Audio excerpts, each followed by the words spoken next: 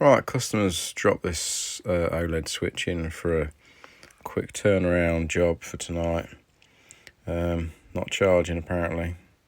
Weirdly, it's only got one pin that's not working, so it should work if you flip the charger. Right, so what's not good is this. Look, it's really low amp charging. That could indicate damaged charging chip. I've done one of these for ages. Forgot they've got an extra screw on the top to take the back off. Right, so shield off. Pull this board out now. Right, board's out.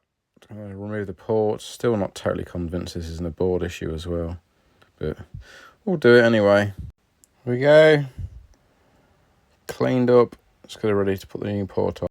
Right, change the port. No different. Still dead. So I think there's some shorts next to the M92, so we get that changed as well, then go from there. Alright, so I've just changed M92. Now we're actually getting some proper readings on the port, so that's just got battery plugged in now, so we're getting a higher charge current now. I think it's just low because the battery's really flat. There we go, charging. Woohoo! Time for reassembly. There we go, that's all charging. Ready to give back to the customer again. Job done. Just taking a look at the port quick, and so it is quite bent, look. And that's half of what's caused the thing to blow up in the first place. I'm guessing the battery is very, very flat because it started off at 20, now we're up to 46. So it's still not ramped up properly yet, but it's getting there slow. There we go, we're on and working. Job done.